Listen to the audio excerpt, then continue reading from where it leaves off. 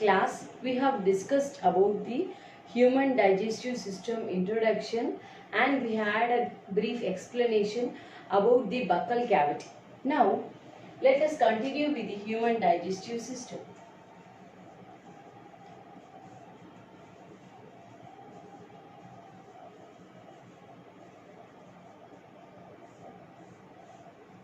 So, in the previous class, we have seen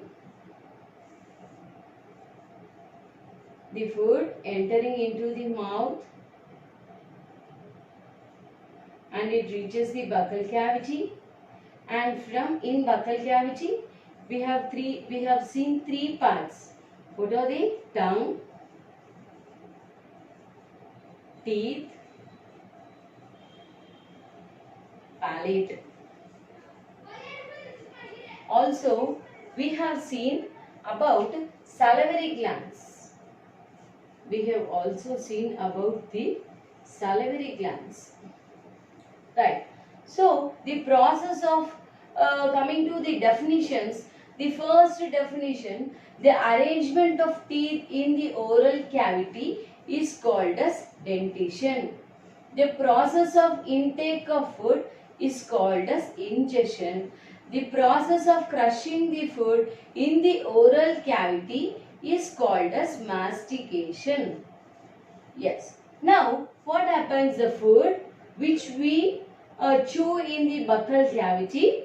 Here, what happens with in the oral cavity, with the help of tongue, teeth and palate, the hard substances is converted into soft substances. So, the soft substance which is formed in the buccal cavity is called as bolus.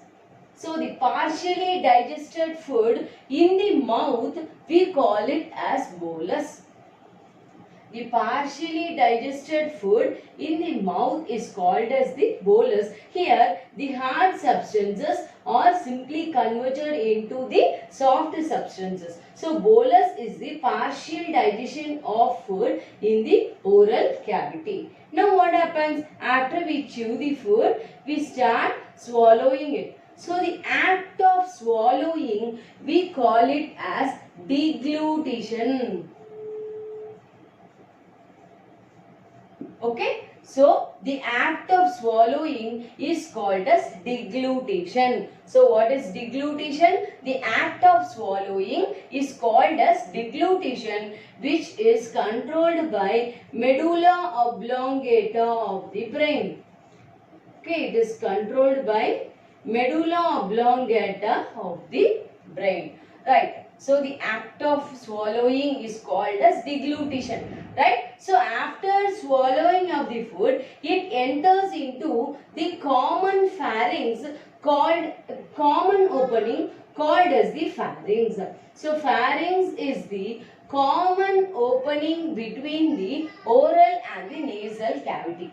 So pharynx is the common opening between the oral and nasal cavity, and following the pharynx there is a long tube-like structure which we call it as esophagus.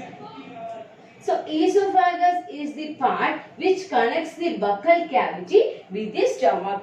So esophagus is the part which connects the buccal cavity with the stomach. Right. So, if we are talking about these esophagus, so esophagus is the initial part of the digestive tract. So, the opening mouth of the esophagus, which we call it as gullet. Okay, the mouth of the esophagus is called as the gullet. Right. So, from pharynx, the food enters through the gullet and it reaches the esophagus. So, if we are talking about the esophagus, this esophagus is it is a bit muscular in nature, right? So, it consists of many slippery like substance. That is, notice that it is always wet, right? So, the wetness of the esophagus is due to the presence of mucus. Okay, so mucus is a substance which is present in the esophagus for the easy slippery of the food substances, right? So if we are talking about the esophagus consists of two types of muscles. If you are talking about the esophagus consists of two types of muscles.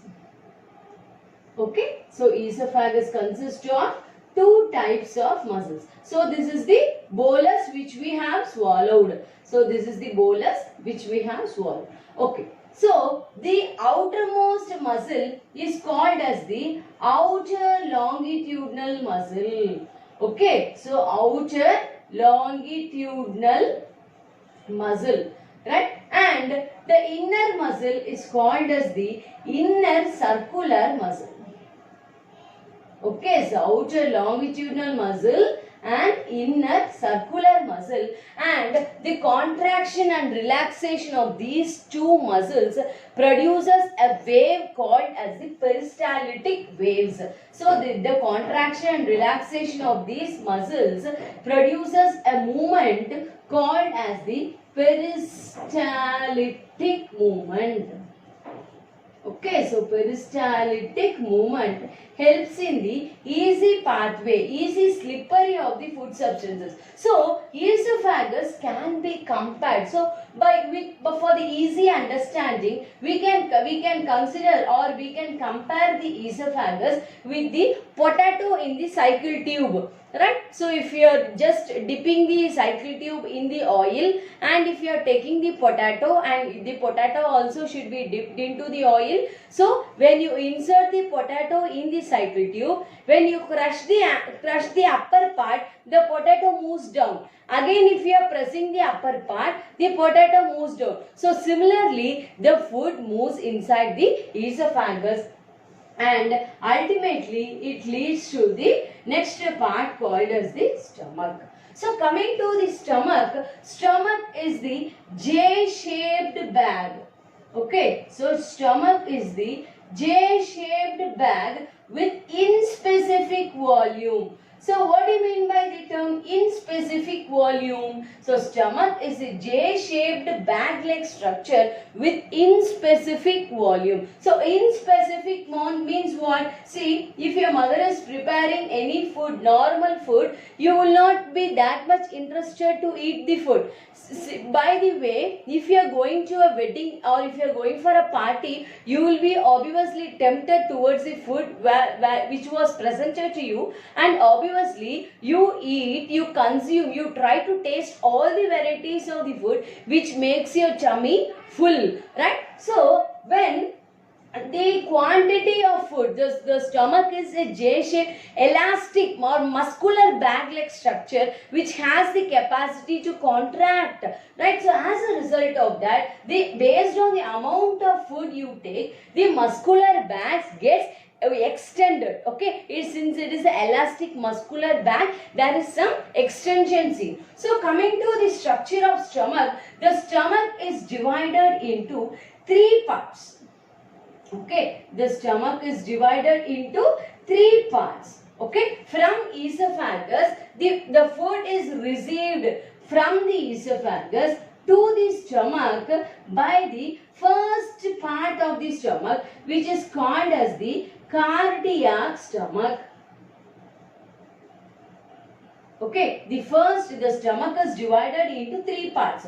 The part which is receiving the food from the esophagus is called as the cardiac stomach, and the second part where the most amount of the peristaltic waves and the partial digestion takes place, and that part which we call it as the fundic stomach. Okay, and the terminal part of the stomach which opens into the intestines, we call it as the pyrolic stomach.